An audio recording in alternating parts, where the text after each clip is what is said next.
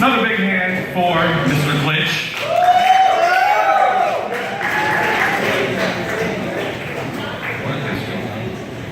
You guys ready to laugh? Yeah. No? Ready to laugh? Yeah. Alright, let's do my shit and we'll bring Mark up and you can laugh. So my name is John Ray. Anybody watch the Republican National Convention last night? Anybody watch that crap? No? I didn't either. I refused to watch it. Somebody told me that Scott Baio showed up, and then they proceeded to tell me what he said, and I was like, you don't even need to tell me what he said. Just by you telling me Scott Baio showed up to anything, I have enough to write this fucking joke. What the hell is Scott Baio doing at anything? What is he going to tell these people? Well, I was on a couple of shows in the 80s, and I used to fuck Pamela Anderson. David Hasselhoff can say the same shit. That guy was Knight Rider, and he played a fucking nanny on TV. Is that a little over the top for some of the younger folks? You gotta be 30 to get that. Scott Baio's gonna wake up tomorrow and see his Google hit count went up. 11 people in Corpus Christi wanted to know what the fuck Charles in Charge was. I'm relevant again.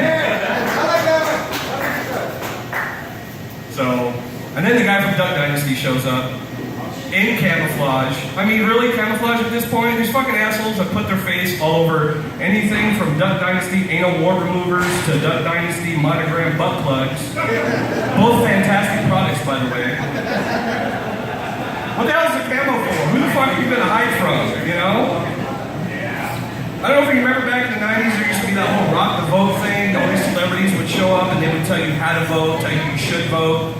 So we got Scott Baio telling you to vote. We got the guy from Duck Dynasty telling you to vote. Look, I taught a chick to blow me and keep her head down so I can switch from Fox News and CNN. If anybody's going to give political advice, I think it's me. Really? So anyway, you guys drinking? Anybody drinking? You guys drinking? Yeah? Drinking? I was drinking last weekend. I met this chick. She invited me to an after-hours party with all of her friends. They're all younger than me. And I went because, like any other dude, when there's a promise of sex, you'll do anything, including embarrass yourself. It's the same reason guys dance, straight guys dance, you know what I mean? Straight guys never want to dance, and they can't dance. That's why on the dance floor, every straight guy has the same three looks on his face. He's either looking at the ground, he's looking to the side, or he's doing that thing where he looks up with his eyes closed, because he's thinking three things. God damn it, I can't believe this goofy bitch got me on the dance floor. I sure hope none of my fucking friends are watching. And God help me if I get this broad home and she doesn't put out.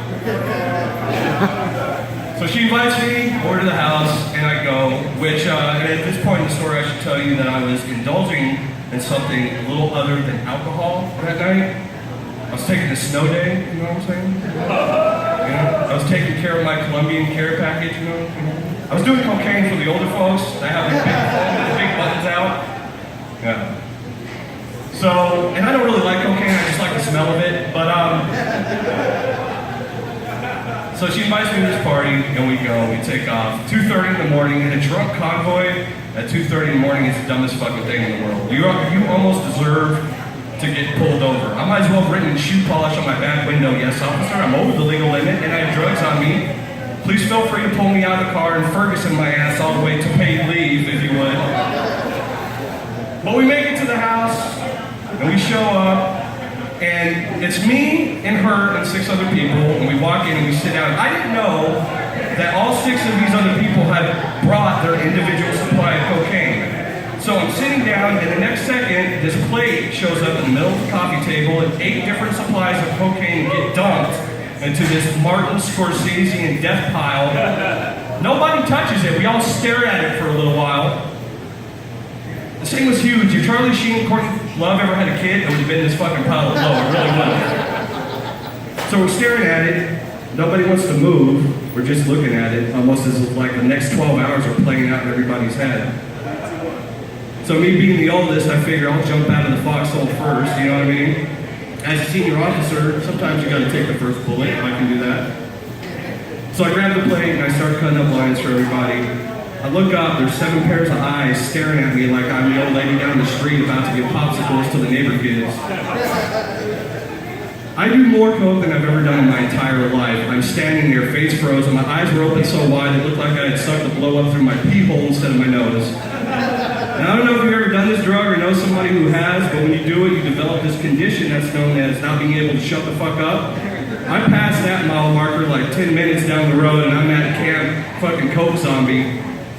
I'm not moving, I can't speak. Finally, somebody looks at me and they say, here, take a hit of weed, it'll counteract the effect. I was like, oh, cure drugs with more drugs. Welcome to America. We got a gun problem? Let's buy more guns. You got a drug problem? Do more drugs. Country's fucked up? Let's vote for Donald Trump. Donald Trump. You know, everybody hates this guy, and I can see why people hate him, and I kind of hope he gets elected, if only for one reason. Because what will be legal when he gets elected? Trump's wife is a lot younger than he is. She's 24 years younger than he is, which means if he gets elected, it'll be legal for me to date 17-year-olds. Which I do now, but I make them tell their parents I'm their math tutor, you know. 50 plus 19. Don't do the math, we don't need fire, just fucking break it out, man. So if he becomes president, it's legal for me to date 17-year-olds. Then all we need is Chris Brown as his vice president. It'd be legal to beat the shit out of him if they tell anybody. Guys, I'm John Ray. Thank you very much. Keep it going for John Ray. Yeah, right.